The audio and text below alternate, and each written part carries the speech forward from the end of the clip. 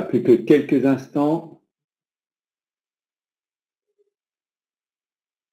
Bonjour Adiba. 5, 4, 3, 2, 1. Top. Alvin, tu peux lancer, on va démarrer. Alors, marketing prédictif, un sujet tout à fait passionnant et qui révèle plein de secrets, comment analyser et anticiper le comportement client. Donc, c'est ce qui va nous préoccuper pendant ces 3 quarts d'heure. Donc, je vous le rappelle, vous aurez le diaporama à l'issue de la présentation et je répondrai à toutes vos questions à l'issue de cette présentation. Donc, marketing prédictif et data marketing, ensemble de dispositifs pour anticiper les comportements par des prévisions basées sur des données passées et des probabilités de réussite. Donc, le caractère prédictif repose sur des techniques statistiques de data mining pour modéliser un comportement à un instant T en fonction de données passées. Donc, ça m'amène d'ailleurs à faire une petite distinction entre le terme de prédiction qui consiste à juger qu'un événement va intervenir en fonction de ses causes, de ses conséquences également. Et puis, prévision, c'est basé sur l'étude de l'historique et des probabilités et des écarts qu'il y a eu entre le passé et entre le réalisé et le prévu. Donc, d'où la nécessité d'historiser un certain nombre de choses pour pouvoir appréhender, modéliser cette prévision. Donc, on est plus aujourd'hui dans la prévision, finalement, tout ça pour influencer un comportement en fonction d'émotions, notamment. On va y revenir. Alors, on est dans un contexte big data avec toujours plus d'informations. On nous annonce 30 à 50 milliards d'objets connectés d'ici 2020. Du temps réel, c'est une nécessité, bien évidemment, avec le online et l'omni-connecté, l'omnicanal, et puis des nouvelles technologies qui facilitent cette appréhension des data, sachant que sur le data mining et le prédictif, on va rester, mine de rien, sur des technologies statistiques qui n'apportent pas vraiment de nouveautés par rapport aux années 50, aux années 60. Alors, en 2015, quid du prédictif donc sur un panel de grandes entreprises, 330 grandes entreprises, dont 50% de grands groupes internationaux. Et là, c'est un petit quiz que je vous pose. Alors, quel pourcentage d'utilisatrices, d'entreprises utilisatrices en marketing prédictif en 2015? C'était à fin 2015, cette étude. Donc, vous allez pouvoir vous exprimer par le chat, 30%. 3%, non, bien plus, 42%, 50% et 59%. Alors, on est sur les grandes entreprises, 75%. Non, vous avez le choix, c'est bien Henri, mais voilà, 59%, 42%, 50%, oui Mohamed, oui 50%. C'est 50%, effectivement, c'est 50% des grandes entreprises. Et alors, sur ces 50% de grandes entreprises, on avait seulement 17% qui utilisaient tous les canaux, avec cette difficulté de tous les canaux. 16% c'était canal par canal et 17% avec des données externes. Donc on va revenir sur ces différentes notions. Et lorsque aujourd'hui en France, on assemble avec les PME et les grandes entreprises, on est seulement à 28% qui utilisent un outil externe pour 42% qui comptent investir dans le marketing prédictif et comptaient investir. En fait, cette étude date de février, donc du début de l'année, qui comptaient investir dans le marketing prédictif parce que l'année 2017 amène un petit peu tous les éléments dont on a besoin en marketing prédictif, c'est-à-dire un profil unique, parce que les techniques pour agréger les différents formats de données off et online s'affirment.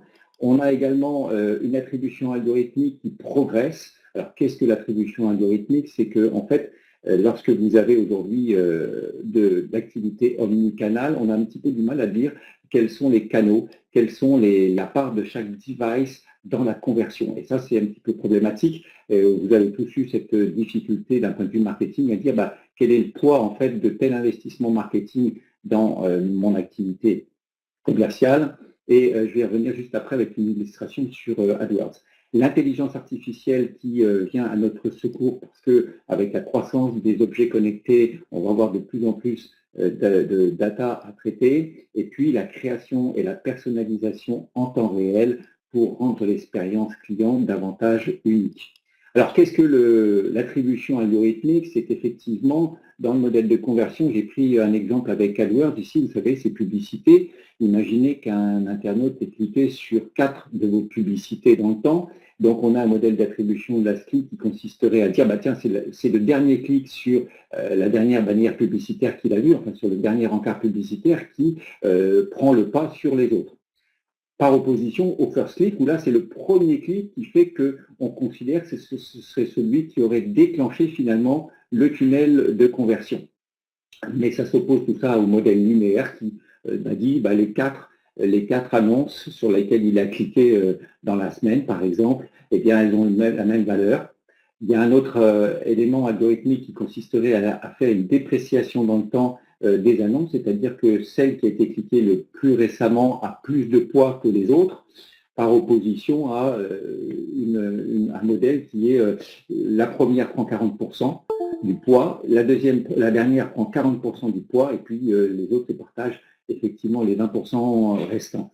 Et puis on a un modèle data-driven qui permet d'intégrer des données qui viendraient d'autres sources du client, enfin de l'annonceur, donc des données de type CRM par exemple, qui permettraient d'avoir un modèle encore un peu plus fin.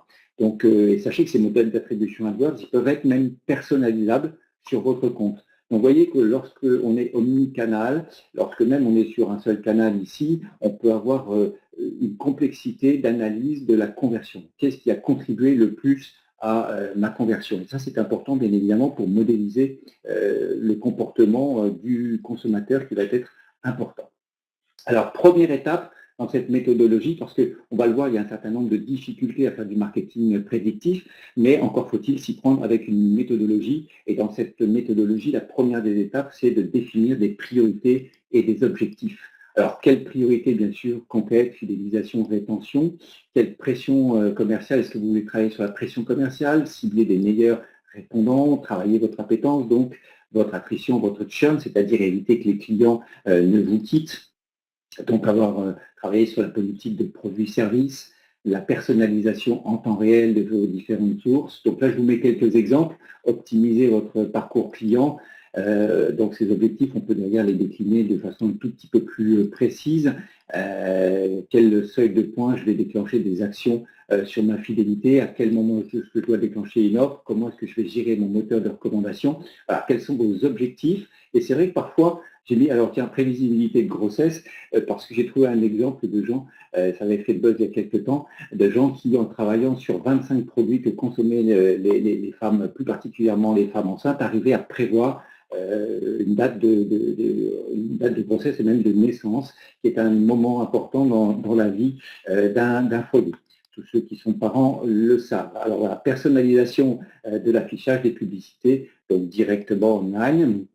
Alors, ces objectifs sont importants parce qu'ils vont conditionner derrière les analyses et bien évidemment la collecte, ça c'est la grande étape, donc collecte et gestion de ces données.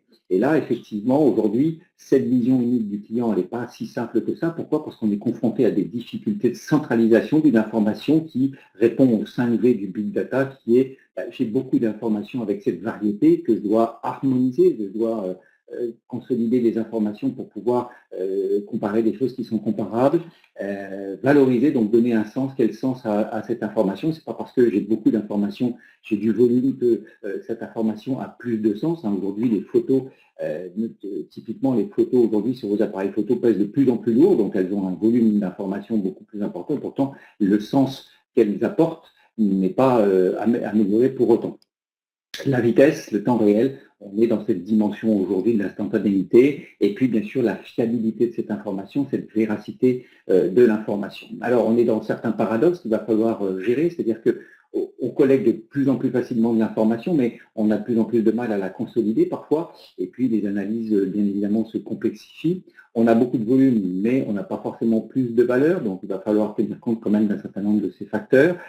On a de plus en plus d'outils, mais on n'a pas forcément en interne toutes les compétences. Donc, même si aujourd'hui on trouve de plus en plus de data scientists et il y a des cursus maintenant scolaires, universitaires sur ces aspects de data science, la participation de l'acteur, du consommateur est de plus en plus forte et pourtant on a de plus en plus de restrictions sur le droit de ce consommateur parce que la réglementation aujourd'hui est de plus en plus importante. Je n'y reviendrai pas forcément, sauf si vous avez des questions sur le sujet, mais sachez que le RGPD pour la France et pour l'Europe, je dis ça pour nos amis marocains, mais vous avez aussi au Maroc des contraintes avec la loi informatique et liberté. Donc c'est le RGPD en 2018, en mai 2018, et puis la loi e-privacy qui rentre en compte. Alors, quel type de données est-ce qu'on va trouver dans nos bases, dans nos différentes bases? Eh bien, ce sont bien sûr des données signalétiques, des données sociodémographiques qui vont nous permettre d'identifier notre consommateur, notre client, des données comportementales, des données d'engagement avec bien sûr les réseaux sociaux qui sont une mine d'informations extraordinaire, des données transactionnelles, quel type de commande, quel type de relation est-ce qu'il peut avoir avec l'entreprise, des données qui sont donc factuelles et puis des données qui sont un petit peu moins factuelles, que sont la personnalité, le style de vie, l'attitude psychologique. Est-ce que j'achète une voiture premium parce que j'ai besoin de valoriser mon image de moi, par exemple? Des données de moment de vie. Tout à l'heure, je parlais de grossesse et d'arrivée d'un enfant, donc qui sont dans un contexte excessivement important. Et puis des données qui peuvent être exogènes, qui peuvent être la météo, qui peuvent influencer bien évidemment vos conversions. Alors, l'ensemble de ces données, on va les trouver dans l'entreprise. C'est ce qu'on appelle les données, vous voyez ici, first party. Donc, on a des données personnelles que j'évoquais tout à l'heure comme la partie signalétique. Lorsque la personne, elle commande, on va l'identifier, enfin la personne ou l'entreprise, puisqu'on peut être aussi bien en B2C qu'en B2B. Des données qui sont plus anonymes, qu'on va retrouver sur le net, par exemple. Et puis, on va pouvoir faire appel à ça. Alors, ça, c'est le first party. Donc, ce sont les données annonceurs.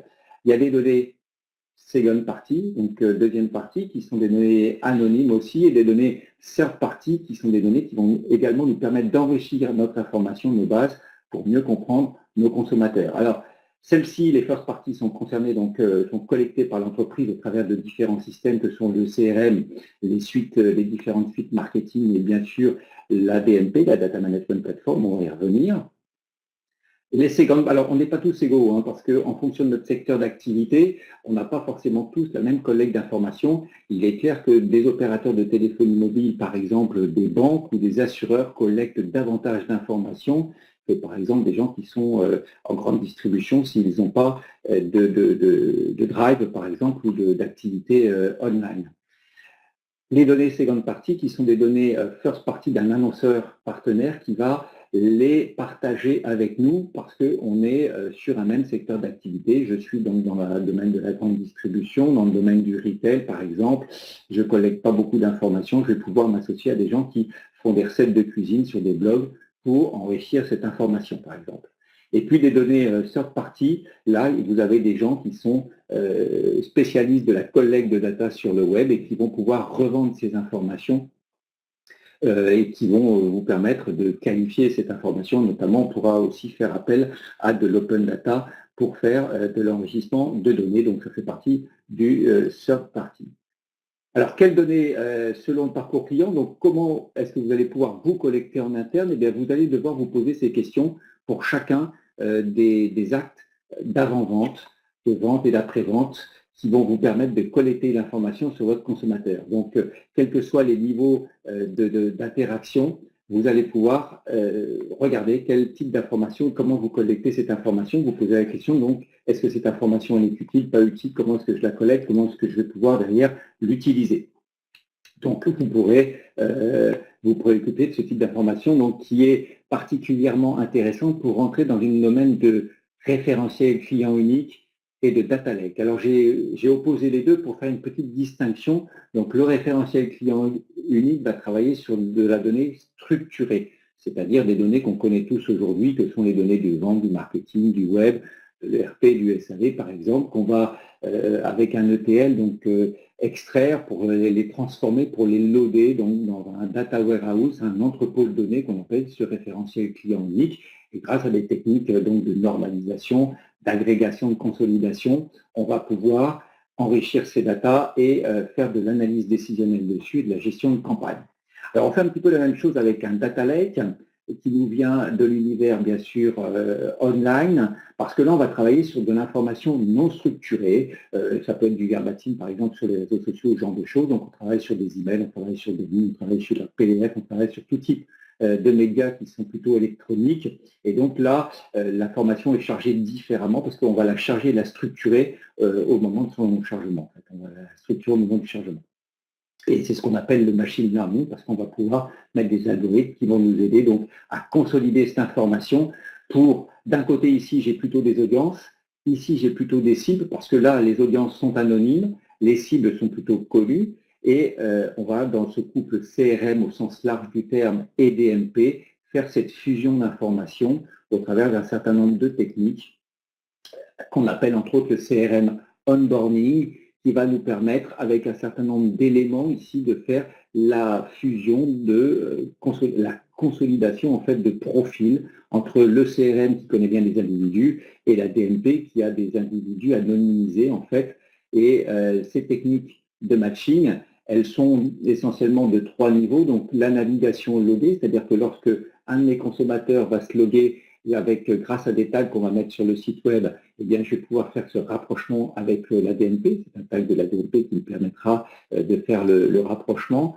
Lorsque j'envoie des emails, je peux mettre un pixel qui enverra de l'information à la DMP, par exemple, donc qui facilitera les rapprochements. Et puis, j'ai des data onboarders, donc des gens qui ont des bases de cookies et d'identifiants qui vont me permettre d'enrichir mes data, donc mes profils de consommateurs, au travers de ces différents éléments ici que j'ai mis, l'ID device, l'email, le téléphone, le nom, l'adresse postale, la carte de fidélité. Vous voyez que l'adresse postale ici reste quand même si on l'utilise parfois moins, parce que lorsqu'on ne fait pas d'e-commerce, on n'a pas forcément besoin de l'adresse postale, elle reste un élément déterminant dans l'identification. Alors, bien sûr, je dois respecter la réglementation avec l'anonymisation de la donnée que je collecte sur le web. Et puis, j'ai bien sûr des opt-in. Vous connaissez l'opt-in cookie qui nous permet de personnaliser l'affichage en temps réel. Hein. Vous avez tous vécu le fait de visualiser un produit sur une boutique en ligne, de ne pas forcément passer commande ou même de passer commande. Et puis ensuite, lorsque vous poursuivez votre navigation ailleurs, vous allez avoir des bannières publicitaires qui vont s'afficher. Donc c'est juste après, hein, donc c'est de la personnalisation vraiment temps réel. Et ça, c'est fait grâce à cet opt-in cookie, comme parce qu'on a pu poser un cookie sur, enfin un ou plusieurs cookies d'ailleurs, puisqu'il y a des cookies partenaires qui se posent en même temps, sur votre device. Alors, voilà, on a vu qu'il fallait collecter la data au travers de plusieurs moyens. On a la capacité à l'enrichir et ces données, il va falloir les rendre accessibles aujourd'hui au travers, souvent c'est là où on a des difficultés pour les marketeurs, c'est-à-dire qu'on ne sait pas où trouver l'information. Le marketeur, il a beau avoir un outil de data mining, c'est comment est-ce que j'accède à mes données. Donc, la simplification de la lecture de l'information est importante. Et quel modèle de données est-ce que je vais utiliser? Et ça dépend bien évidemment de l'objectif que je vais mettre fixé. Sachez que parfois, il n'est pas forcément utile d'avoir toute l'information parce que certaines sont corrélées. Et par exemple, on a travaillé avec certains clients et notamment, on a pu se rendre compte que la taille dans un contexte particulier, par exemple, la taille d'un foyer était directement corrélée au revenu du foyer. Et donc, il était plus facile de ne gérer que l'une des deux informations et celle qui était bien évidemment le plus facile à collecter. Qualité et enrichissement de la data. Alors on va voir qu'on a vu précédemment qu'on pouvait enrichir avec de la third party. Je vous parlais d'open data juste après cette diapo parce qu'on peut compléter son information et c'est souvent dans certaines PME notamment la difficulté, c'est qu'on n'a pas accès à une DMP parce qu'on n'a pas suffisamment de volume. On n'a pas toutes les informations qu'on peut disposer dans un grand groupe, notamment en B2C. Et pour aboutir à un data mart sur lequel on pourra donc plugger nos outils de data mining qui nous permettront de faire ces prédictions. Alors, l'open data aujourd'hui, c'est une source supplémentaire d'informations. Vous avez dû entendre parler de l'IRIS. L'IRIS en France, c'est des recoupements de 2 à 5 000 habitants. Il y a 51 000 IRIS en France. Et grâce à des données de la Direction générale des impôts, grâce à des données de l'INSEE, on peut avoir des informations complémentaires qui vont qualifier les ménages en termes de CSP, en termes de nombre d'enfants, en termes de superficie sur l'habitat, etc. Eh bien, ces données, elles ont été complétées il y a déjà quelques temps par des carreaux. le carreau est beaucoup plus fin et on a une illustration ici. Donc le carreau fait en moyenne 200 par 200 mètres. C'est une moyenne et on parle d'ailleurs de carré parce qu'on peut avoir, comme vous le voyez ici, des rectangles. Pourquoi? Parce que dans un carreau, on va avoir en moyenne 32 ménages, donc c'est une moyenne. Mais si par exemple un carreau fait moins de 11 ménages, 11 foyers, eh bien on va l'agréger avec un autre. Donc ça devient du coup un rectangle. Et vous voyez ici, on est sur un iris sur lequel on a matérialisé quelques carreaux parce que si j'avais un iris, vous voyez que mon revenu moyen de mon iris, il serait assez différent du revenu moyen que j'ai ici dans le carreau. Vous voyez que là, par exemple, j'ai 13 personnes ou 13 foyers dans ce carreau qui fait 179 kg en termes de revenus, alors qu'ici, je suis sur une résidence à Vaucresson et donc j'ai un revenu moyen qui est vraiment inférieur et j'ai beaucoup plus de monde. Donc, je ne suis pas du tout sur la même population, alors que je suis dans le même iris. Donc, j'ai une vraie plus-value avec ces carreaux qui m'apportent des informations complémentaires sur la commune, donc sur le ménage. Alors, vous voyez que ici, je qualifie davantage l'environnement du carreau. Plus je suis précis, bien évidemment, plus je suis petit, plus je vais être précis, comme on l'a vu là sur l'illustration précédente. Donc là, j'ai le pourcentage de ménages de plus de 5 ans, le pourcentage qui possèdent donc leur habitation, est-ce qu'ils sont membres du collectif ou ils sont propriétaires, est-ce que c'est un ménage d'une personne ou ménage 5 personnes et plus, etc. Le nombre d'individus par hectare, le nombre de ménages, le nombre d'individus par ménage, voilà. Donc j'ai de l'information complémentaire sur le ménage et j'ai de l'information complémentaire sur l'individu, y compris sur sa CSP, sur son âge moyen, sur le pourcentage d'enfants qu'il peut même y avoir dans le foyer. Donc ces informations vont pouvoir compléter mes profils et mes typologies et expliquer un certain nombre de choses dans mon analyse clientèle si je manque par ailleurs de ce type d'éléments. Quatrième étape, vous voyez, on n'en est pas encore à la prédiction, donc on a fait les objectifs, on a regardé comment collecter l'information. Là maintenant, on a vu comment modéliser, pas vu vraiment comment modéliser encore le data mart, mais on a vu qu'il fallait s'associer et travailler sur les data. Et puis donc la culture du KPI qui va nous permettre en fait, je vais passer rapidement sur ces indicateurs, mais ces indicateurs, vous allez les trouver sur différentes les clients, donc la valeur du client, le coût d'acquisition du client, les leads, les campagnes, le web, les médias sociaux, des indicateurs de l'entreprise vont vous permettre de surveiller en fait votre data mart et la fiabilité de ce data mart, son évolution dans le temps. Et ça, c'est excessivement important puisqu'on est dans un processus d'amélioration continue qui va nous permettre au fur et à mesure de peaufiner en fait ce data mart. Je passe à l'étape 5.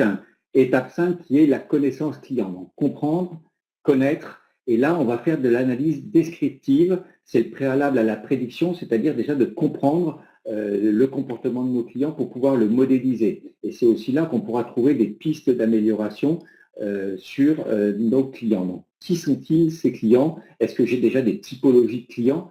Et je suis persuadé que si je demandais ici dans la salle qui a déjà travaillé sur ces typologies de clients, sur ces différentes catégories de clients, je n'aurais pas forcément plus de 50% de réponses affirmatives. Donc, comment identifier mes VIP? Parce que c'est eux aussi qui sont stratégiques dans l'entreprise. Donc, comment je peux faire passer des gens de statut de VIP? Comment je peux conserver mes VIP? Comment je peux amener d'autres VIP? Comment je peux rendre mes VIP encore un peu plus fans et ambassadeurs de la marque? Comprendre leur comportement d'acheteur, identifier le délai entre inscription et achat et faire de l'analyse de panier. Alors aujourd'hui, on a des outils qui vont nous amener de l'intelligence supplémentaire.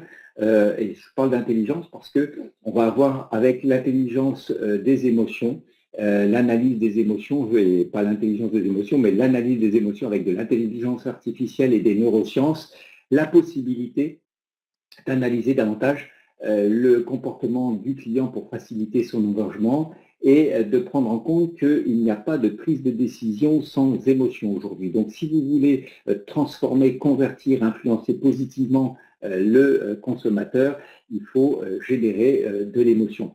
Et pour ça, on a la capacité aujourd'hui de gérer ces expressions enfin de gérer ses émotions, parce que elle s'exprime ses émotions au travers de sensations et de mécanismes physiologiques qu'on va pouvoir détecter et analyser. Il y a de nouvelles startups sur le marché qui permettent de faire ce type de choses. Alors, je vois qu'on est tout petit peu, voilà. Donc, 90% des choses qui nous arrivent ne sont pas traitées en plus par l'inconscient, donc on n'a pas de souvenir. Alors, peut-être certains d'entre vous ont vu la série Lie to Me, qui a été en fait coachée par Paul Ekman, qui est spécialiste des neurosciences et de l'analyse, en fait, notamment sur la faciale, puisque dans cette émission, dans cette série, on voit un consultant de la police qui détecte un certain nombre d'émotions au travers du visage, entre autres, et qui va permettre donc de mesurer le comportement de la personne. Alors, on est capable de mesurer aujourd'hui un pic émotionnel sur un public en temps réel, sur une période donnée, et ça va nous permettre d'analyser dans des environnements contextuels, donc des lieux sur des lieux publics, par exemple, ou des magasins, et sur des stimulus à des publicités. Donc, quelles sont la réaction émotionnelle de ces gens? Donc là, la mesure du pic émotionnel, on va vous mettre un certain nombre d'attirails pour mesurer ça, et puis la cartographie émotionnelle d'un lieu, c'est typiquement un hall de gare, où est-ce que je génère du stress ou pas du stress, c'est un relais, par exemple, un relais presse, comment est-ce que fait le relais presse, comment réagit le consommateur lorsqu'il rentre dans le relais presse. Alors, l'analyse de ces émotions, c'est aussi de vérifier que entre la mesure réelle de l'émotion et le déclaratif, quand vous demandez à des gens s'ils sont contents d'une émission, par exemple, télé, ils vont vous dire oui, et ils vont surestimer ou ils vont sous-estimer. Donc, en général, on surestime les émotions désagréables et on sous-estime les émotions agréables. Et là, grâce à ces outils aujourd'hui, on va pouvoir vraiment mesurer grâce au facial coding. Donc là, on analyse les rictus. Alors, typiquement, si vous souriez sans plisser les yeux, ce n'est pas un vrai sourire. Pour un vrai sourire, il faut également, donc il faut qu'on ait les lèvres qui remontent, mais également que les yeux soient plissés, par exemple. Donc ça, ce sont les neurosciences qui nous l'apprennent. Hein. On va faire des mesures électrodermales avec, par exemple, un bracelet connecté qui va mesurer votre fréquence cardiaque, et la variabilité de votre fréquence cardiaque va pouvoir, comme vous le voyez sur les graphes en dessous, mesurer la joie ou la peur, par exemple. Et vous voyez, on va mesurer la joie ou la peur sur un film, par exemple publicitaire, et on va voir, on va le mesurer dans le temps. Donc, on mémorise ces informations qui, lorsque vous analysez en questionnant la personne, ne sont pas forcément perceptibles. Et puis, vous avez l'eye tracking qui va nous permettre de mesurer sur des publicités visuelles, donc comment se comporte le consommateur. Alors, avec cette intelligence artificielle, avec toutes ces données qu'on va collecter, on va pouvoir renseigner davantage notre base et pouvoir définir des groupes, des cibles avec du profiling. Le profiling, c'est de faire une analyse de toutes les variables qu'on peut avoir pour savoir comment telle ou telle variable va expliquer un comportement. Par exemple, c'est de faire des segmentations. Alors, ces segmentations RFM, fréquence, montant, le FRAT, c'est la même chose avec le type, des caractéristiques clients géographiques, des attitudes, valeurs, style de vie et autres, le sectoriel, la taille, le comportement, donc en termes d'usage, en termes de volume, en termes de prix, en termes de fidélité, quel est son comportement. Donc on va pouvoir faire tout un tas de segmentations, je vais l'illustrer ensuite. Des typologies, donc je vais créer des groupes. Alors PMG, quelqu'un connaît le PMG? Quelqu'un peut me donner la définition de PMG? Sur le chat? Alors, PMG, c'est un petit peu comme client. Voilà, très bien. Merci, Tan. Merci, Nathalie, pardon. Donc, petit, moyen, gros client. Donc, c'est client or, argent, bronze, hein, par exemple. Et donc, on va définir des typologies qui permettent de définir des groupes. Par exemple, là, vous voyez sur ces graphes, on a défini des groupes. Donc, les typologies à l'intérieur d'un groupe, eh bien, vous avez des caractéristiques semblables et vous avez des caractéristiques dissemblables à l'extérieur des groupes. Alors le profiling, je vous l'illustrais tout à l'heure, on prend tous les critères ici sur une association caritative, on prend tous les critères et on regarde quel est par rapport à un comportement qu'on veut exprimer, par exemple, où ici le montant des dons était inférieur ou supérieur et là on n'avait pas d'informations et on voit en rouge les informations qui sont moins significatives et envers les informations qui sont surreprésentées. Voilà. Donc c'est comme ça qu'on va pouvoir qualifier les groupes grâce à ces outils de profiling et ces calculs sont faits automatiquement par un outil qu'on utilise ici chez Amavis qui s'appelle Nullbox et qui va permettre en fait d'analyser vos bases, donc de faire ce type d'analyse descriptive. Les segmentations RFM, ben, ce sont des segmentations qui vont nous permettre de définir des groupes. Et vous voyez qu'ici, j'ai des groupes donc, qui sont les plus représentatifs et qui constituent mes cœurs de cible. Et ça, l'outil va d'une façon graphique nous rendre directement cette analyse à partir du moment, bien évidemment, où j'ai pu connecter mon outil à mes différentes bases. Et donc, je vais pouvoir extraire très simplement mes groupes à partir de cette analyse RFM pour savoir quels sont mes cœurs de cible et quels sont ceux qui sont sous-intéressants pour moi aujourd'hui, à ce jour, et comment je vais pouvoir travailler pour justement les faire basculer dans un cœur de cible. Alors, les critères de segmentation, ils doivent être pertinents, bien évidemment, hein, c'est l'âge du capitaine pour une voiture, lorsqu'on achète une voiture, le pouvoir d'achat pour une cuisine, bien évidemment, le panier moyen par rapport à l'ancienneté, parce que l'ancienneté peut jouer, et donc c'est peut-être plus intéressant de regarder ce critère-là que de regarder simplement le panier moyen seul. Donc c'est mesurable, bien sûr, c'est un critère doit être mesurable, et bien sûr il doit être opératoire, parce qu'il faut que derrière on passe à l'action, et donc ces segments, elles doivent être distinctes, homogènes, identifiables, opérationnels, utiles, on vient de le dire, substantiels en termes d'importance, quelle est leur importance dans notre taille, dans notre population, utilisables parce qu'encore une fois, il faut que je puisse les définir et il faut que je puisse les exploiter. Typiquement, si j'ai 256 groupes, est-ce que j'ai la capacité à faire 256 communications distinctes? Est-ce que j'ai la capacité à adresser distinctement ces 256 groupes? Alors c'est vrai qu'on raisonnait avant sur 5-6 groupes parce qu'on n'avait pas les moyens technologiques pour faire du sur-mesure en temps réel, de faire du sur-mesure tout court de façon beaucoup plus ajustée. Aujourd'hui, avec les technologies digitales, on a la capacité de faire davantage de création sur mesure et donc d'adresser davantage de groupes. Bien sûr, il faut qu'ils soient informatifs au sens définissable pour l'entreprise. Donc, vous voyez ici, j'ai mis des typologies de comportement. Donc, vous avez des clients amateurs de discours, des clients réguliers avec un ancrage dans un rayon, des clients de passage. Alors ça, c'est valable pour le off et le online. Et puis, on a aussi d'autres styles de vie. Donc ça, c'est, vous voyez, on a des pirates, on a des débrouillards, des retranchés, on a des dogmatiques, on a des formatés. Donc, on peut analyser les gens avec ce type, enfin, analyser les gens, créer des styles de vie, des typologies de population qui sont bien distinctes et qui ne réagissent pas du tout pareil. Donc, on aura une communication, bien évidemment, essentiellement différente d'un groupe à un autre. Alors, je ne vais pas les détailler, mais vous les retrouverez dans le diaporama que vous pourrez télécharger à l'issue de cette présentation.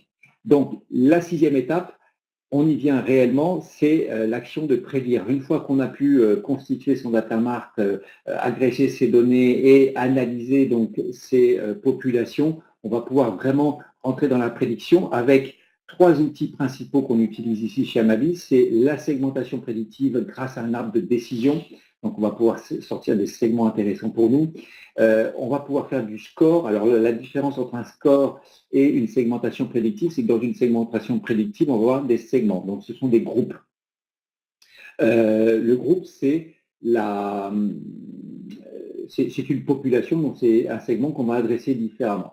Et puis, le score, c'est une note probabilistique de comportement qui, là, est individuel. Il faut savoir que des gens comme Google, par exemple, travaillent directement avec des scores parce qu'ils savent gérer un très, très gros volume de données et ils sont capables donc d'individualiser le comportement de chaque internaute qu'ils peuvent reconnaître.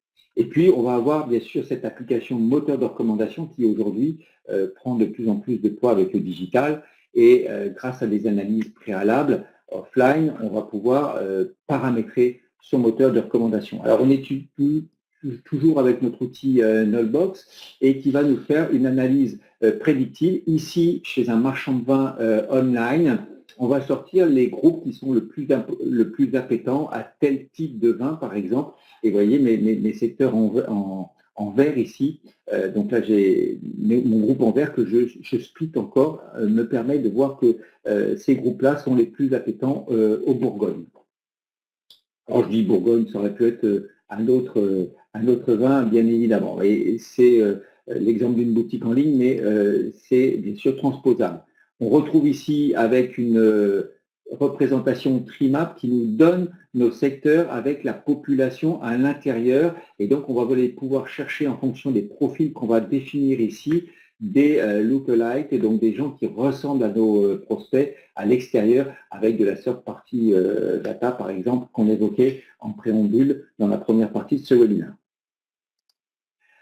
Le score, c'est quoi? C'est ce score individuel qu'on va créer et qui va nous permettre, je vais l'illustrer ici avec cette courbe de gain qui montre bien vraiment que lorsque, par exemple, ici, vous avez la population et là, vous avez le gain généré, si je n'ai pas de modèle prédictif, je vais être obligé de prendre la totalité de ma population pour obtenir 100%, donc 100% de ma population pour obtenir 100% de mon chiffre d'affaires. Par contre, s'il y avait la boule de cristal et que j'étais capable de sélectionner uniquement les quelques 10% de gens ou 12% de gens qui vont répondre à ma proposition, eh bien, je serai sur cette courbe théorique qui consiste à obtenir avec 12% donc de ma population 100% des gains. Mon modèle ici validé par une double courbe, parce qu'on a un modèle d'apprentissage et un modèle d'apprentissage effectivement et un modèle de validation, eh bien, c'est de montrer que ce modèle me permet de me rapprocher de ma courbe théorique. C'est-à-dire que tout ce que je vais gagner, c'est que si par exemple je suis à 30% dans mon modèle aléatoire, c'est-à-dire sans modèle prédictif avec les technologies traditionnelles anciennes que j'avais, je vais être à 30% de revenu. Le fait d'avoir ce modèle prédictif me permet de plus que doubler, puisque avec 30% de ma population, j'obtiens 65% de revenus. Et si bien sûr j'avais mon modèle boule de cristal parfait, je serais à 100%. Donc vous voyez, on a vraiment un gain important qui fait que sur 30% de la population, je double mon chiffre d'affaires. Et ça, c'est l'apport de mon modèle prédictif. Le moteur de recommandation, ici, c'est d'associer les produits entre eux pour dire les gens qui consomment ce type de produit, toujours sur mon exemple de vin, il va pouvoir prendre plutôt, je peux lui recommander cela, mais il ne faut pas que je leur recommande cela parce qu'il n'y a pas de corrélation, il n'y a pas d'association de panier constatée donc, entre ce type de produits.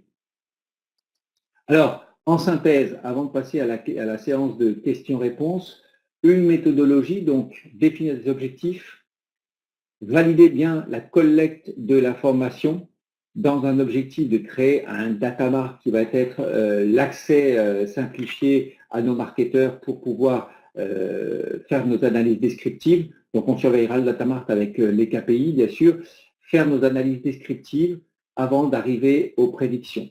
Alors quels sont les bénéfices du prédictif en synthèse? C'est bien sûr de mieux comprendre, connaître le comportement et l'intérêt de nos clients, de s'adapter bien sûr en temps réel à leurs besoins et leurs envies, d'anticiper l'attrition, donc le fait que les gens ne reviennent pas ou nous quittent, se désabonnent, d'optimiser bien évidemment les ventes, d'être plus efficient dans ces campagnes marketing, à la fois dans ce qu'on va mettre en œuvre et dans ce qu'on va générer comme travail, et puis d'optimiser en conséquence la gestion des stocks. Toujours en synthèse, le marketing prédictif sans le big data, parce que toutes les entreprises, toutes les PME notamment, n'ont pas forcément accès au big data, et puis le big data, ça concerne moins aussi le B2B que le B2C. C'est des données classiques structurées, c'est un volume de données qui est plus faible, c'est pour tous, parce qu'aujourd'hui, on a vu, on a des technologies et des outils qui sont à représentation graphique, qui sont facilement accessibles, à condition, encore une fois, d'avoir défini ce qu'on veut préalablement et d'avoir pu collecter et agréger à minima la data. Et puis le marketing prédictif avec le big data, qui là s'attaque à des données non structurées, qui va aller chercher des connexions CRM, DMP beaucoup plus fines, et puis qui est plus élitiste donc. Alors le data marketing agile, ça c'est le métier d'Amavis, qui a une vision 360 degrés donc de l'activité de l'entreprise pour qu'on optimise le parcours client, ce parcours client qui est vraiment votre finalité, votre objectif. Pour ça, on va s'attarder sur de la BI avec connaître, comprendre, analyser. On vient d'en parler au travers de ce webinaire, tout ce qui est du marketing prédictif, entre autres. C'est bien sûr faciliter les échanges et les interactions avec les systèmes de PRM, de CRM et de programmes de fidélité. Et puis, c'est un fondamental, un axe stratégique qui est la data. Donc, au travers du data marketing, du data management, selon une approche globale. Cette approche globale, elle va s'appuyer sur une approche transversale, c'est-à-dire on va travailler sur l'organisation, on va travailler sur les ressources humaines et les compétences, on va travailler sur l'aspect technologique et une approche métier, puisqu'on a une vision globale sur le marketing et l'aspect commercial, sur le système d'information, les aspects digitaux, bien sûr, et puis de plus en plus sur les aspects réglementaires.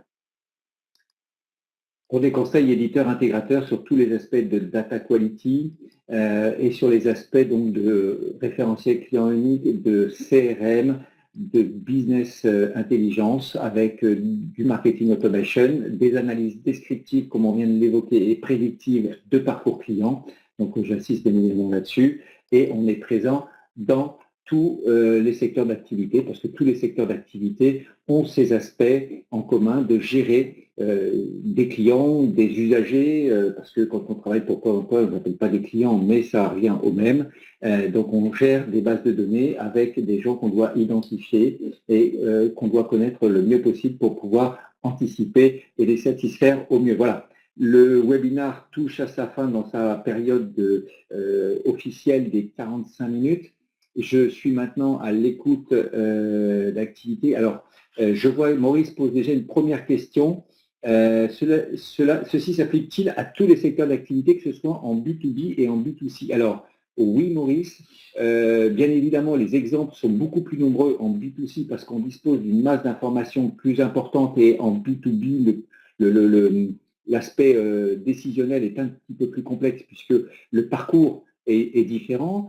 Souvent, les décisions sont prises de façon globale et en mode projet, donc il y a un certain nombre d'interlocuteurs qui rentrent en ligne de compte. Mais oui, on peut intervenir sur les deux. Après, encore une fois, quelles sont les informations disponibles aujourd'hui que vous avez dans votre base en B2B si vous êtes en B2B? Quelles sont celles qu'on va pouvoir analyser? Alors, plus vous avez d'informations, plus c'est simple. Enfin, plus on va pouvoir modéliser les choses, mais sachez que les outils qu'on utilise n'ont pas besoin d'avoir pléthore d'informations. Après, il faut voir si le modèle il est robuste ou pas, donc il faudra faire différents tests, mais oui, on peut travailler en B2B comme en B2C. Sur du B2C à grande échelle, oui, bien évidemment, on est d'accord, Jonathan, plus on a d'informations, plus on a de volume, plus on aura des modèles pertinents, mais pas que. Hein, il faut savoir qu'on n'a pas forcément besoin d'avoir des millions et des millions de data pour pouvoir bâtir des modèles prédictifs. On peut travailler sur des échantillons beaucoup plus faibles. Sachez que quelques centaines de milliers de data peuvent déjà être suffisantes pour faire de l'analyse de panier, pour faire enfin ça dépend de ce que vous vendez bien évidemment, mais on peut déjà construire des modèles robustes avec un minimum de data. Et ça, c'est le point très positif, sachant que l'autre point que j'évoquais tout à l'heure avec les carreaux et donc l'open data qui nous permet d'enrichir, typiquement en B2C, si vous n'avez pas suffisamment de data, on a la capacité d'amener de l'aspect un petit peu complémentaire sur qui sont au foyer, combien il y a de personnes, etc. Et donc d'estimer des informations que vous n'auriez pas. Ça, c'est une vraie plus-value pour segmenter et affiner les scores, les segmentations. Alors, Mohamed nous dit, cet outil permet-il de concevoir une analyse du comportement client vis-à-vis de la fréquence d'achat, tenant compte de l'effet saison et les quantités à prévoir pour chaque période avec données peaufinées? Alors oui, bien sûr, on va se baser, Mohamed, vous avez tout à fait raison, on va se baser sur vos historiques pour comprendre ces historiques, mesurer ces historiques, voir des écarts sur ces historiques, mesurer les saisonnalités. Et donc, pour ça, on a besoin de vos données clients. Hein, donc, il faut bien comprendre que c'est sur les données clients que les analyses se basent pour modéliser le comportement et donc appliquer ensuite ce comportement à des prospects. Mais oui, on peut tout à fait faire ça, Mohamed. Alors, je regarde. Comptage, compagnie d'assurance Maurice, possible d'avoir cette présentation? Oui, tout à fait Maurice, vous aurez cette présentation en téléchargement dans quelques instants. D'accord. Quel temps pour la mise en place pour une PME? Alors ça, une bonne question. Ça dépend un petit peu de l'analyse finalement, l'analyse data marketing, l'analyse marketing prédictif est relativement simple dès lors où, et c'est là que ça se complique. Le dès lors où, il est lié à la collecte de l'information. Alors, il y a des aspects réglementaires aussi qui peuvent être à valider, mais la collecte de l'information et la constitution du data mart sont le préalable nécessaire. Et là-dessus, j'aurais tendance à dire que tant qu'on ne connaît pas votre système d'information, il est très difficile de répondre à cette question. Sachez que si vous avez déjà une information relativement disponible, en un mois de temps, je dirais qu'on peut aboutir à des résultats tout à fait intéressants. Et si vous n'avez pas cette capacité à agréger votre information et avoir une information immédiatement opérationnelle pour le marketing, on peut mettre jusqu'à 1 an à construire un référentiel en fonction d'un certain nombre de choses. Alors, c'est des chiffres moyens, on peut construire un référentiel en 3-4 mois, comme on peut le construire en 1 an et demi. Ça, c'est l'expérience qui... merci, chef. D'accord. OK. Bon, alors voilà, je reviens, je remonte. J'ai dû oublier des questions.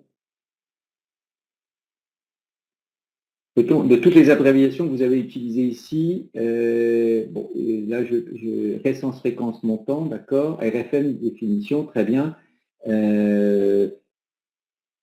Alors, peut-être qu'il y avait le FRAC tout à l'heure. Le FRAC par rapport pour répondre à la question de Batoul, le FRAC, c'est la même chose que le RFM, hein, récence, fréquence, montant, mais sur lequel on ajoute, alors c'est en anglais déjà, d'une part c'est frequency, recency et amount, et le T c'est pour type, le type, donc simplement le RFM par catégorie de produits finalement. Donc voilà. Avez-vous d'autres questions? Je ne pense pas en avoir oublié. Merci Jonathan. Voilà, donc vous aurez d'ici 10 minutes, un quart d'heure, le téléchargement en ligne du diaporama. Moi, je vous souhaite rendez-vous.